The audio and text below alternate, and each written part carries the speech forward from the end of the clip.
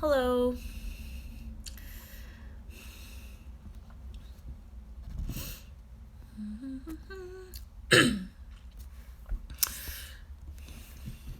Hi. Hi, Yon.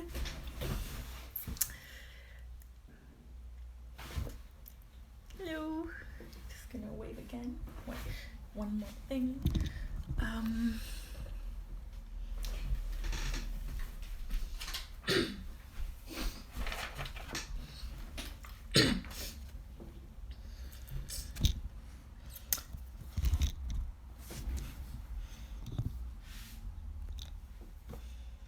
Hi, everyone. Thank you for coming.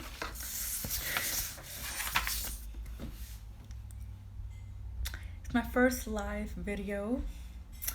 Yeah, I think I'll just wait a little bit more before I start. Or not. I'll go now. Okay, cool. Hi everyone, my name is Khadija Aziz and I'll be doing a virtual studio tour for Arts Etobicoke. Thank you so much Akshata for inviting me, and thanks so much Arts Etobicoke for organizing such an opportunity to connect local artists with the community. In this time of quarantine, it's really easy to feel isolated and it's tough to kind of feel motivated and connected with each other.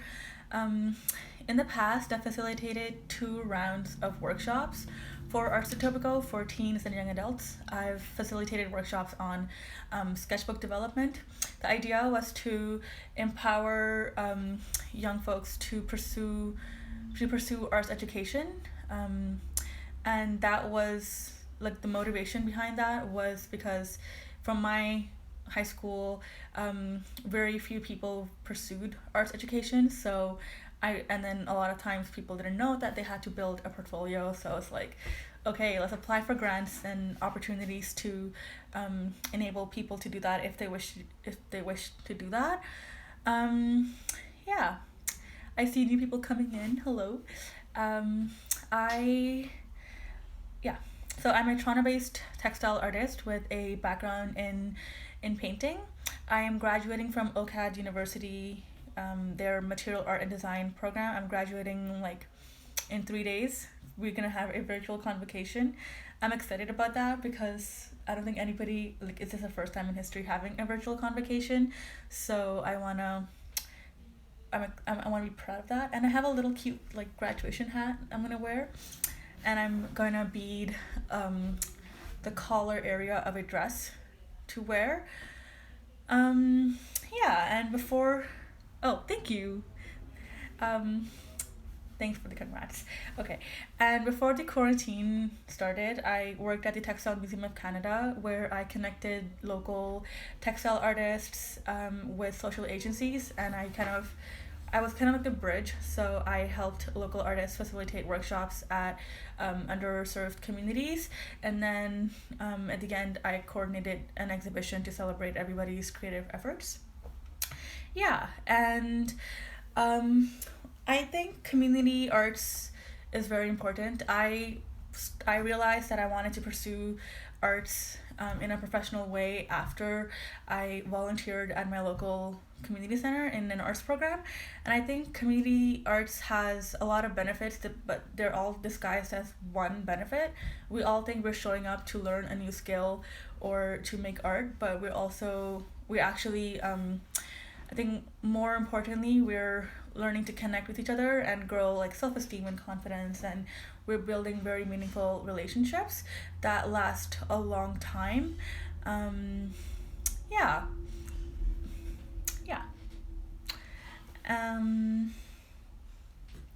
That was my take on community engagement. And also, I think that in community arts, there's less pressure to make good art. Hi, Shiza. Shiza, I'm gonna talk about your painting in my room, so you might want to stay there. So, that's my little sister. So I'm gonna show you her painting. So, yeah, another thing about community arts is that there's less pressure to make good art or to make perfect art. We all just kind of, hi Claudia, we're all just kind of coming to learn for the first time. So and in workshops that I've facilitated and in workshops that I've participated in, both times people leave saying that this is their first time learning a new skill, or like, oh, I've never made an art piece in years, or I used to quilt like 30 years ago, but now because of this workshop I'm back at making art. And I think that's really important. And the end of the workshop, or like reading the evaluations of workshops, is my most favorite part, not because the workshop's over and everybody is leaving, but because like that's when people like really feel relieved and proud of themselves, and they kind of share with each other. And I love it when in some community arts workshops where people like applaud for each other. I've seen that happen when in one workshop they were learning how to do natural dyes, and then when their scarves came out of the dye bath, the tie-dye or shibori, everybody else was kind of clapping for them, which I thought was really empowering for a lot of folks. Yeah. And my most my most meaningful art experience was at Harbourfront Center in summer 2019. I was an artist in residence, and I got to go to Harbourfront Center, and from that's okay, we could wave all day long. Yeah, so at Harbourfront Center, that was my most meaningful experience, because for the first time ever, I got to commute and go to a place and for 8 hours straight just make art. And that's literally all I had to do, just like go and make art. And I've never had that much like dedicated time, and that like people empowered or like encouraged, and just like being around other professional and emerging artists was a great opportunity.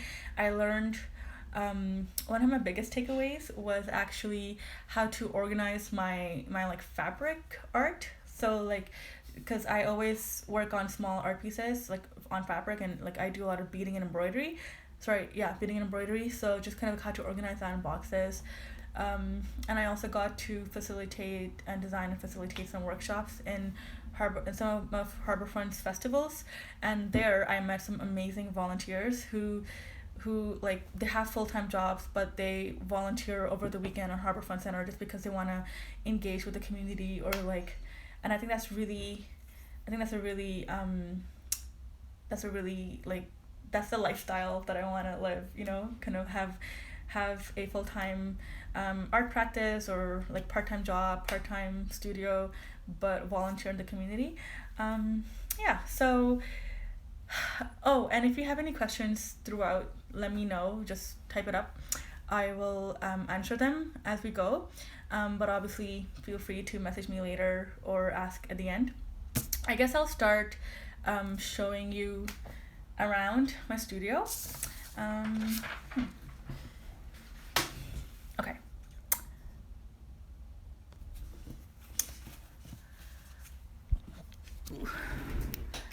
So this is hi Apurva, thank you for coming. This is my bedroom, and this is my work area.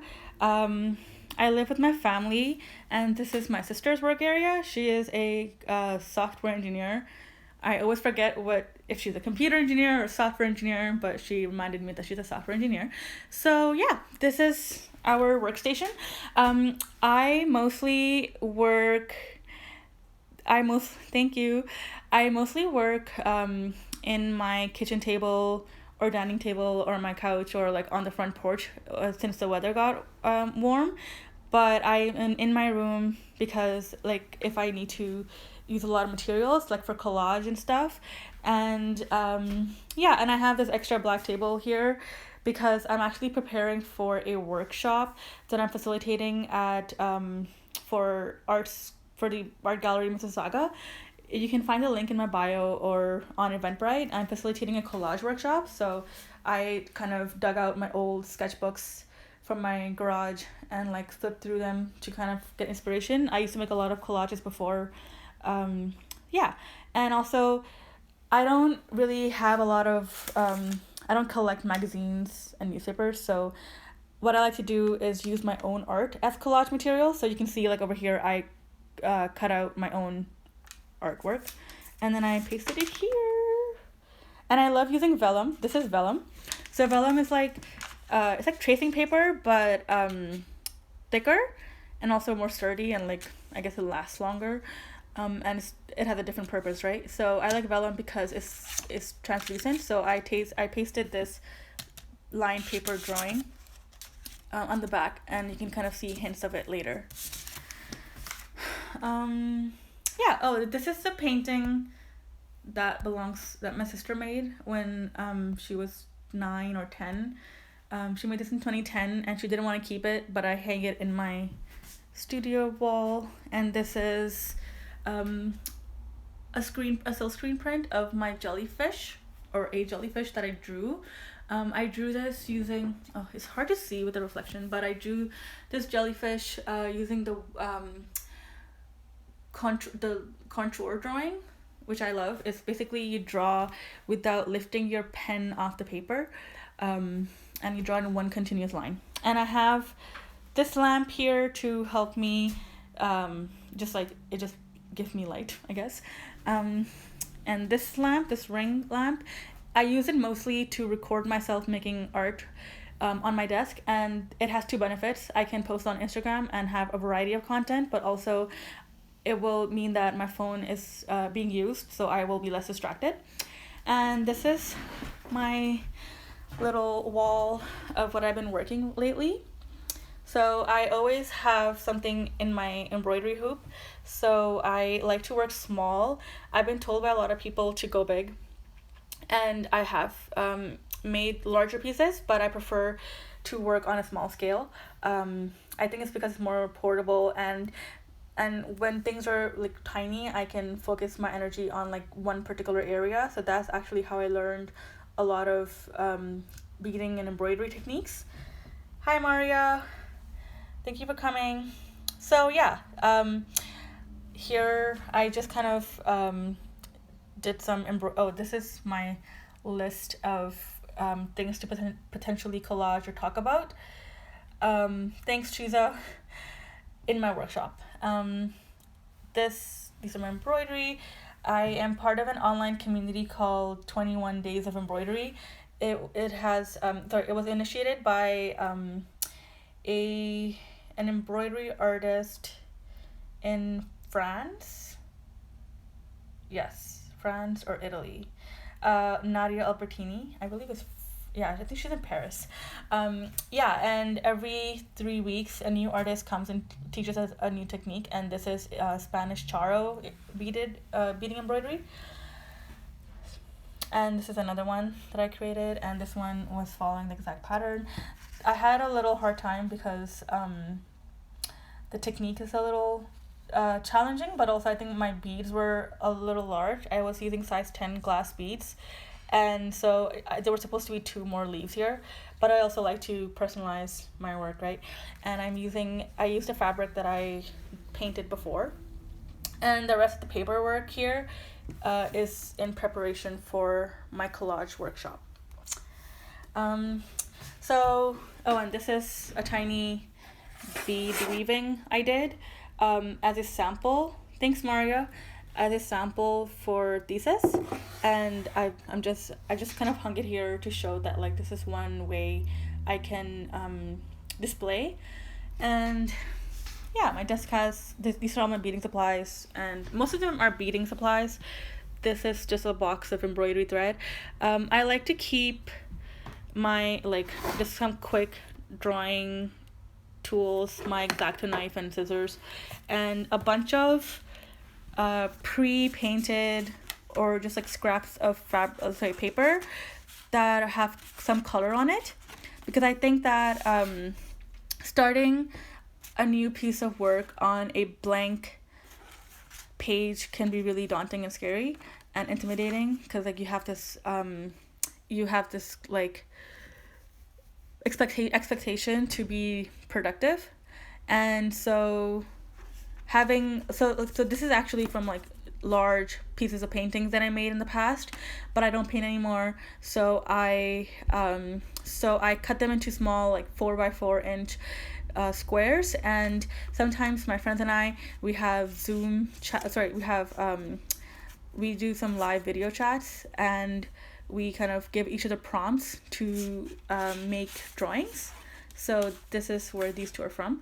And I do the same thing with fabric. So this is one example. So like I would cut, so if I'm sampling with fabric, whether it's painting or dyeing, I would cut them into smaller pieces and then practice new embroidery techniques so that I have like some inspiration to go with. And thank you, Apurva, Maria, and Goodwill Painting.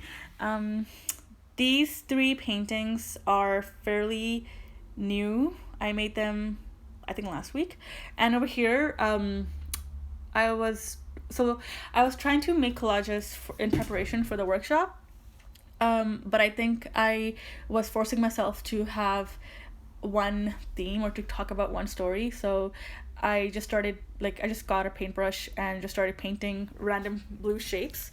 So and then I realized that I kind of enjoyed mixing different colors, and I used to paint a lot with acrylic, and then I got into gouache. I love gouache painting, but this is my first time like really feeling comfortable and really playing with watercolors. And what I did like in this like mini series is I picked two primary colors, not primary, but like two main colors that I was working with. So over here my main colors were black and brown. So I just kind of mixed all the other colors with black and brown to get a variety of shades of black and brown. And over here my main colors were blue and green, and then over here were yellow and pink. So that way all the colors are cohesive and all the shapes are all kind of blending. This little drawing is from my sketchbook from a while ago, and I just like the shape of this one particular leaf, and I've been thinking about beading it, but I haven't gone there yet, so I just taped it to my wall for now. And as I said, I always have something in my hoop, so I thank you so much. I always have something in my hoop, so this is what I'm doing right now. I started this a few days ago, and my little sister says that I'm getting faster at beading, and I think that that's true, but also this technique, again, this Spanish charro technique, is really fun and easy and portable. And basically it is using 2 beads at a time in like diagonals to create a shape. And I love it because unlike other types of beading where you might need like 2 needles or a lot of like space, you only need like 1 needle and you can still create volumes of lines, or like voluminous lines. This is a letter K my friend Maria got me from her trip, and I've been growing grass. This quarantine we've been doing a lot of like lawn repair and gardening, and just for fun I decided to pot some grass seeds in this pot and just to see what happens, and I was shocked that it actually grew. And thank you. And yeah, and I was thinking of not ever trimming it, but I think this type of grass just needs to be trimmed, but I'll see where I go with it. And I have this beaded flower. It's beaded on wire, and the other day I saw this flower like drooping and my heart just sank, but then I realized that it's just a beaded flower, so I can just fix it. Thank you, Leslie. I'll talk more about beading these.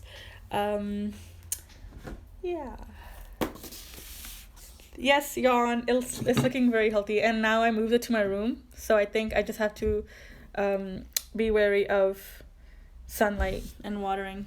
Thank you, yawn. So I'm not a sewer, but I always say that I can't sew straight lines, but I got this little magnet device thing to help me sew straight lines, and I practiced it by using by making myself an embroidery needle, and this is it. So again, I use scraps of painted, or like I think this is a dye. Like I use polychromatic, maybe it's polychromatic dye technique or just like fiber reactive dyes on cotton. I just use a scrap piece of it to make this book, and inside is lined with more fabric and felt, and these are all my embroidery needle. This needle particular, like whenever I'm using a needle, I just pin it sideways so I remember which one I'm using. Yeah, they're just more needles. And then I keep my embroidery needles. So yeah, this is a mixture of embroidery and quilting needles, but mostly embroidery. But I keep my beading needles more organized. I think I lean more towards beading at any time. So I did this, I organized this gray felt with this text last year when I wanted to procrastinate on a project. Yeah, and I found this cute button. And this, oh no, for sure, Leslie, feel free to steal this idea. It's not my idea. This, if you search on Google or anywhere, you can find a lot of different templates for needle books, like fabric needle books. I've also been thinking about making like fabric sketchbooks, but I'm not sure yet because I like to use hoops. Yeah, I haven't really tried much embroidery on loose fabric, so I'm still thinking. This is a strainer, or I forgot what the other word was, tea strainer. Yeah, it is a really great way to organize my needles, and I always have it with me. And I feel less scared about losing my needles on my carpet or on my couch where I spend a lot of time beading. Yeah, I can't just sit on this desk and bead. I have to be on my couch most of the time, unless I'm like weaving on a loom, like bead weaving on a loom, then I have to be on a table. But I wouldn't just sit on a table to bead. I feel like I need to be more, my body needs to be more relaxed, but maybe sometimes too relaxed. I started, again, beading on wire. So I never knew what this type of technique was called because I've always been beading on fabric. So I called it beading in air or on air. I'm actually gonna leave you to look at my art for a while because I need to find some other beaded samples. If you have any questions, please just let me know.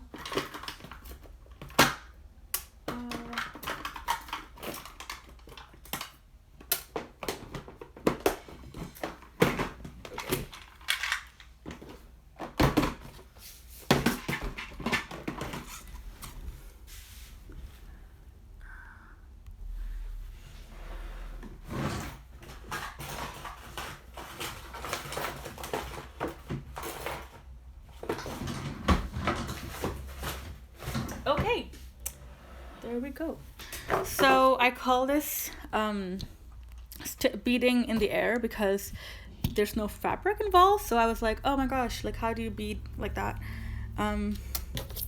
So over here I was trying to create some kind of like 3D mandala of some kind, but then I kind of got over it. That's the thing with me with techniques, like art techniques. I always get enthusiastic about new art techniques, and then I practice for a long time, and then I stop because I want to move on to the next thing. And then that means that sometimes if I want to work on a larger project, like my thesis, it can be kind of tough to stick to the same technique or idea. So my mind is always like jumping from one idea to the next. But I survived thesis. And yeah, so this is just one of them. And then I started beading literally in air or on air. This is nylon beading thread and some size 10 beads. And this is another sample, so like a grid and then diamonds. I really enjoyed these, but again, I wanted to move on. And then I think after this, I moved on to creating this beadwork. And that's why on my wall, you'll see that I have like 2 or 3 of each technique. because I'm like always jumping. Yeah, and this, I also wanted to show you this orange shoebox lid. If I'm working on bead embroidery, I always have this shoebox, I think. I don't know. No, I think it's not a shoebox. I think it's just a box, a lid of a box. This is my beading mat, very helpful, and I have my like thread and beads with me in my like trimmer, and I always carry this around the house with me wherever I am beading, and yeah, so this is just how I kind of stay focused on the colors or my beading project, and this is another sample of what I beaded.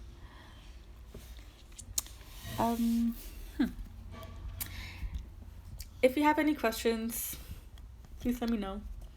I'm done showing you what I made in quarantine, or most of it anyway.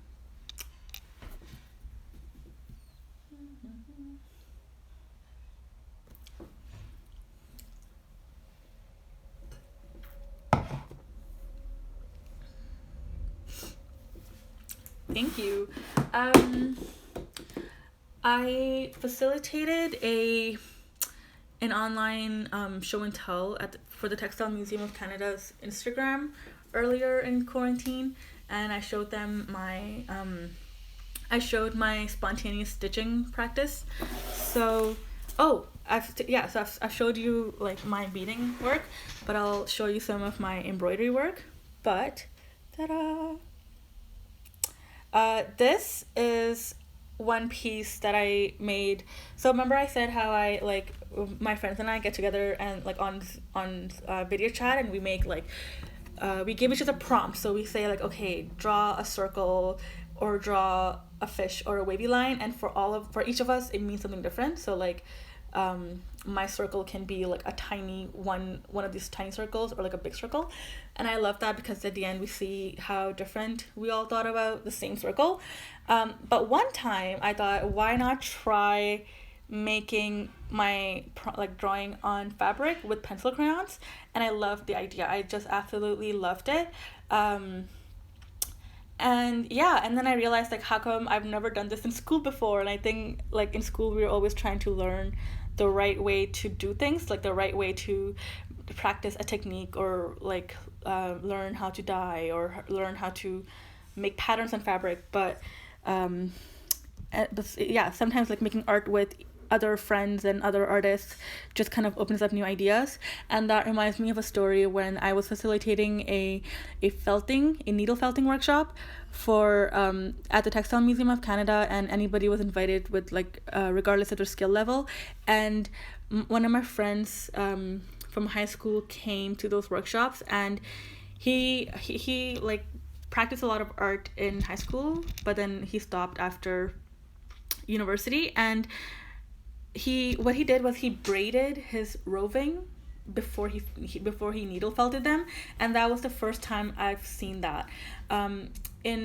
At OCAD I haven't seen that anywhere, and like none of the presentations of other artists practicing needle felting showed that. And I think when we work with other artists and other non-artists, we learn something that we wouldn't have thought of before, because we all think differently.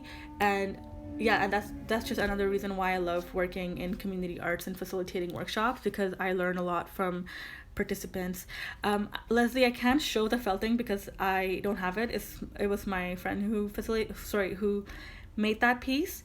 So sorry about that. Mario, you asked what's my favorite piece so far, or of them all. I think my favorite piece so far of what I showed has to be these 3 paintings, because it was I think because these are the newest medium I've used.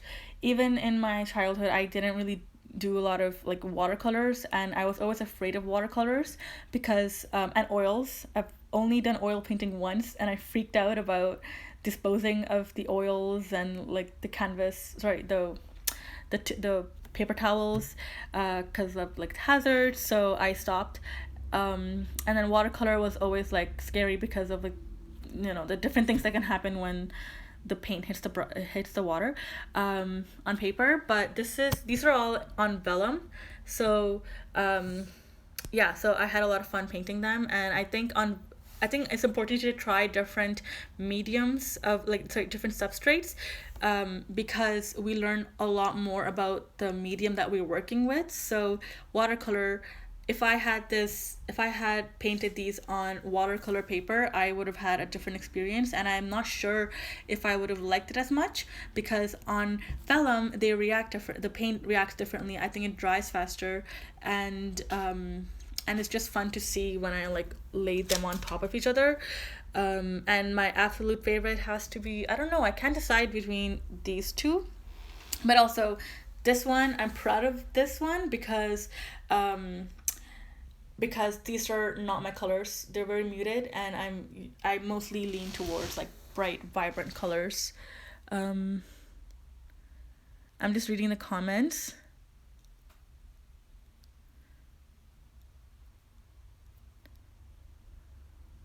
Thank you, Mario.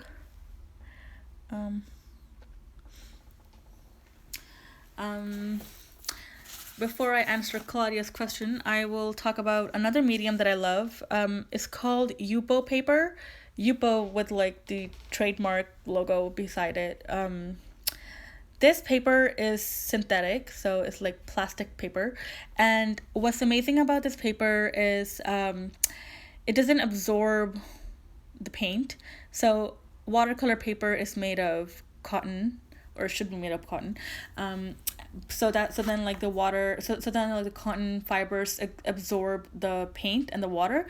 But this synthetic paper, because it's not able to absorb the water or the paint, the paint literally evaporates, and it creates really interesting textures that you wouldn't be able to get on watercolor paper.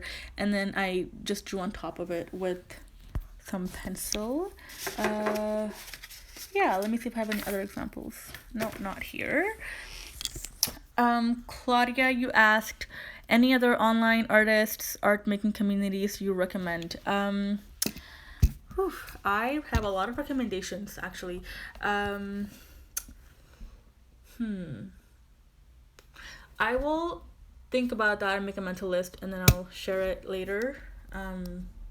Yeah, but Instagram is a great way to I mean, it can be kind of negative and addictive, but I've met a lot of great artists over Instagram.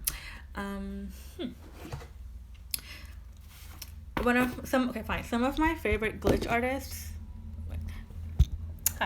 Some of my favorite glitch artists or digital artists are Shahir Zazai. And Shahir Zazai came to my class in first year to talk about how they make rug designs on Microsoft Word using just text and the highlighter option, and I thought that was pretty cool. And I think they actually had some rugs made, so check out their Instagram. And another artist is I think they might be watching, Yana Murawski. I love their embroidery, their subtle embroidery, and their cross stitching. Very inspirational. I'm not sure if Yana's still watching them. Yeah, and yeah, I'll share more when they come across. And also some my friends, Maria's watching. Oh, hi Jan. Maria's watching. Maria dyes with natural dyes and onion skins, and repurposes fabrics and repurposes onion skins and dyes. And my illustrator friend Yusra, she's kickstarting her Etsy account. And then another person I'm thinking of is Mark Stebbins. Mark Stebbins creates digital quilts. So Mark Stebbins scans fabric that are important to their family, and then they make on I don't know, Photoshop or somewhere, they create like a quilt of that, and then from far it looks like a real quilt, but then when you go closer it's like all digital art.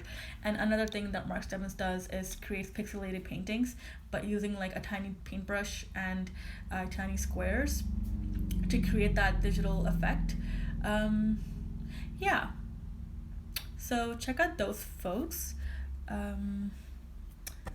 So meanwhile, I will show some more oh, this is perfect. So this is from a workshop that I made at the Textile Museum of Canada. Jan, who I just mentioned, was facilitating a workshop on using materials that we wouldn't normally use on embroidery. On embroidery, and like kind of like repurposing materials. And I thought that was pretty cool because it was like creating couture embroidery with materials that we would otherwise like throw away.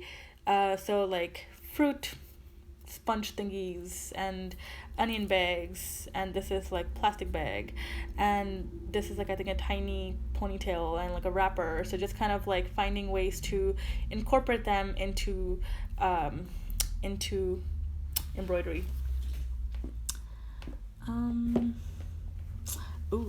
So because I get bored a lot, I don't plan my work before I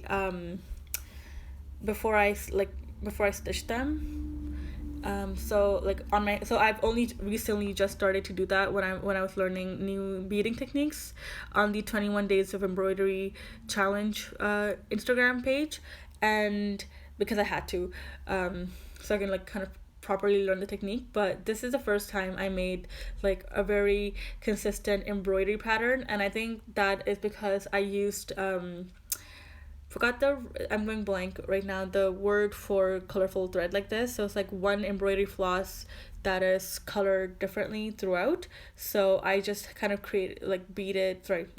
stitched the same shape over and over, and then it created an interesting pattern that is unexpected because of the floss itself. And I experimented with some thread pulling, and I really enjoyed this process because it's like a way to distort the image. In my practice, I like to distort images a lot, and I like to find creative ways to do things, kind of like innovative ways. So if I didn't find that thread and purchase it spontaneously, I wouldn't have made that. Striated thread, I'm not sure. I think I purchased a new one recently. I'll just check. That type of thread is called... Jan, would you know what type of thread this is called? The colorful kind, like this kind? So yeah, it just looks like thread like this. Maybe it's like invigorated or something. I also wanted to show you the first time I learned I got inspired to bead. So fun fact, I took a beading... I took a class at school for embroidery and stitching, and where we learned beading and quilting, but I dropped it after like 3 weeks because oh, no worries, Jan. I dropped it after 3 weeks because I just thought that for me, following a specific pattern or a specific technique was kind of like stressful, and it was very slow, and I didn't like the slowness of it. But I think over time I got used to it, like when I practiced it. But I also found that practicing stitching in my own terms was very helpful because I could kind of make my own rules. So this is one of my first embroideries, and how I started was just kind of like appliquing. Oh, sorry, I'm just gonna comments. So I started with appliquing this print. I did this natural dye print at school, and I appliqued it with Stitch Witchery, which is like a soft web of glue that you iron on. And I did that, and then I just kind of took my and I guess this tiny piece of silk too, and I took my smallest embroidery hoop in class, and I started just doing random stitches. And one of my favorite part about this piece is this chain stitch. You can see how I start very rough, but I get better at it. So I like to keep my work as like process, like to kind of learn how I learn things. And then I learned to bead, or I got inspired to learn to bead, because remember I like was afraid of it. In fact, I think I dropped the class after we learned how to do sequin beading and beading. I'm like, okay, no, this is too much. So I did some running, like just like running stitches around the fabric, and then I just kind of went in and laced the running stitch with 4 tiny beads, and then did the same thing here. So that was very inspirational. Like, oh, the beading kind of looks good and it's fun, and yeah, it's shiny. So that's how I got started in like kind of how my beading practice evolved. And then I have like a whole, oh, this one I started to weave. I'm not much of a weaver, but I wanted to kind of see how if I can weave on like embroidery on like fabric via embroidery techniques. So I just kind of like did large running stitches and then wove this little cute thing, and I think I want to try it again because it's tiny and cute and goes far away. My favorite embroidery hoop is this 4-inch hoop, and that's because it's portable and I can carry it everywhere. And again, like if I were to have a hoop that's this large, this is a lot of space for me to fill, and that could be intimidating. But if I have a tiny embroidery hoop and a lot of fabric, then I can focus on one particular area, kind of like think about, okay, what do I want to do with this one line and how do I want to grow it, or do I want to just stop there? Yeah. Any other questions?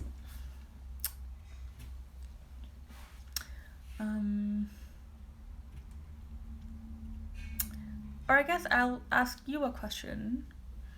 How have you folks been finding the motivation to be creative this quarantine? While you type your answer, I will. So, hello, for the new people who just came in. I was just asking you a question, which was, how do you find the time or the motivation to make art during this quarantine, which can feel really isolating? My response to that would be, I try my best to always have something like in an embroidery hoop, and kind of like get the needle going through the fabric. This one was my motivation, where I didn't know what to bead and I didn't want to bead that day, and I just kept telling my friends, like, I don't want to bead today, and I, like, you know what, I'll just make this and laugh at it. So I giggled half the time making this. Oh, I just realized that you can't really read it. Yeah, it just says I don't want to bead right now, and I think, I don't know if I'm gonna complete this circle, but I think when I'm done with this, I'm going to hang it somewhere in my room, maybe in my bathroom, so I can like see it. Oh no, oh okay. So I think I might hang it somewhere so that I can like maybe in my bathroom, so like while I'm brushing my teeth every morning, I can see that, like, oh, remember that day I didn't want to bead that day, or I didn't want to make art that day, but I did anyway, and just kind of do that. Yeah, I've been gardening too, just like kind of growing my own vegetables and herbs. I found out that I love dill and oregano. Okay, Yon's saying that, Yon, can I share it? Can I say it out loud?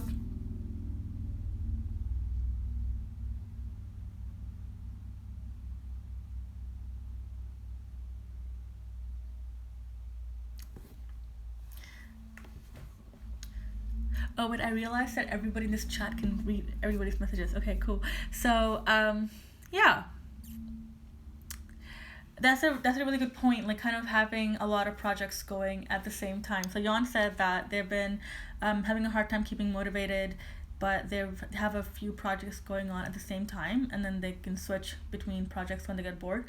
That's a really great technique. Somebody asked me, I think, yeah, like how, because like because as I mentioned earlier, if I get bored of my projects and techniques really easily, then how do I stay motivated? And I think it's just like what Jan said, like I'm always working on other smaller projects. So when I was doing thesis, which was like 8 months long,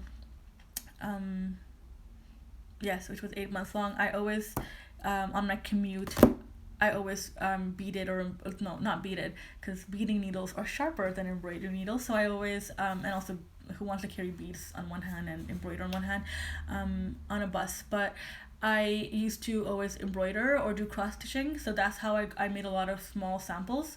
And the samples of like pulling threads that I just showed you, I made them on like trains. And I actually made I got a lot of embroidery done. And I think that's an important thing to have in mind, just kind of be working on multiple projects, and like and having like a go-to book, like a non-fiction or fiction. Maria is saying that it's been hard for me to get motivated, but I enjoy watching other artists working and get some inspiration from that. Yep.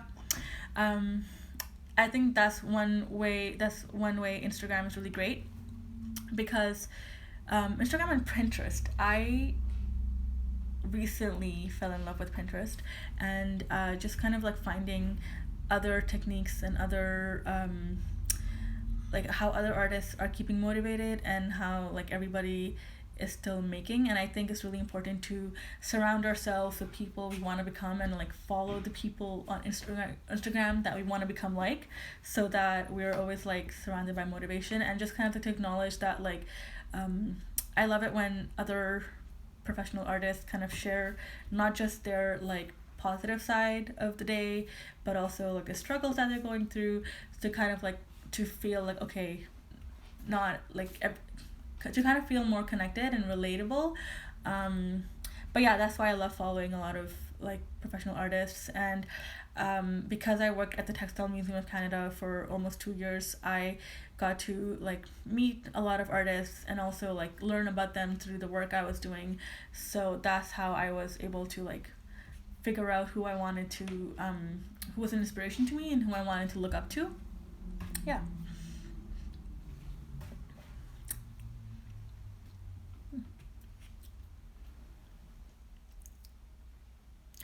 Jan says that I've also found that this isolation period has made me return to wanting to make craft items that can be used or worn rather than just as art. Interesting. What are you making? I thought of being able to use what I make right now feels empowering. Yes, that's a good thing. That's a good point. Is there anything that you're making that you want to share? I thought of making like tiny flower pots or like tiny planters for my succulents, using those like oven bakeable clay thingies, like Sculpey. But then I realized that I gave my Sculpey away on buns earlier this year, so that's not happening. But I might make I've tried a few times to make like wearable art, or to make functioning art, but I failed. I mean, I don't like, I just didn't try hard enough, I guess. Working on a quilted tote bag as I watch you. Oh, I want to see the quilted tote bag. Yeah, so I try to sew my own mask for the quarantine, or like to sew masks for the family, but I just couldn't get to it, because I mean, I almost got to it. But so I have the patterns cut, but then it's like, okay, I have the patterns cut, but now I have to sew them and sew straight lines. So yeah, I just have shapes of fabric in a box. Yeah. Hello, new folks. Just doing a virtual studio tour. One thing Jan, you mentioned quilts, and one thing I like about quilted fabrics is that you can embroider them kind of on the go. Like, you don't need a hoop. But again, I don't work a lot with unhooped fabric. But I quilted this just by layering two different fabric colors and there's actually quilt batting inside, and I just like ran my sewing machine without a, like, I don't have an embroidery, sorry, the free motion embroidery foot on my sewing machine, so I just kind of did free motion by itself, and I just kind of ran some zigzag stitches along the two sides of the fabric with different colored thread, so I have something to play with. And then I found this inspiration to like bead around it, and that's another way I can kind of create background on my fabric. So this is another sample. So this is like machine quilted, but I can always go back with a needle and like bead along the way without needing a hoop, and I can just also just pack my needle with like some thread and like fold it and take it on my commute, or while I'm watching a movie or show. I am always like doing something with my hands. Yeah. Another thing I love about using different fabric on both sides, this one is not like layered with batting. Something else I like is that so I've been focusing on this blue side, but this side also gets its own type of like art. Yeah.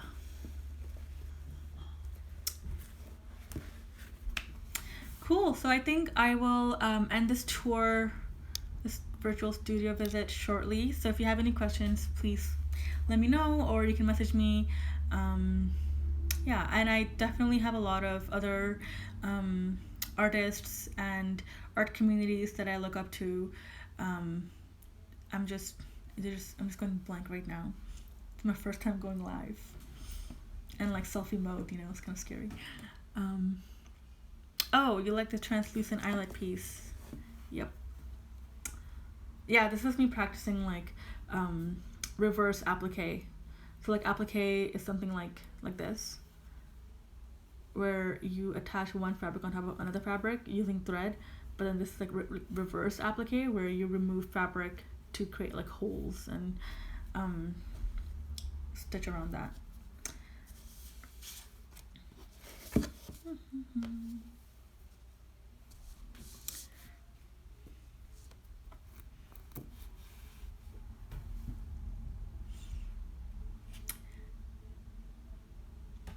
Okay, thank you so much for coming.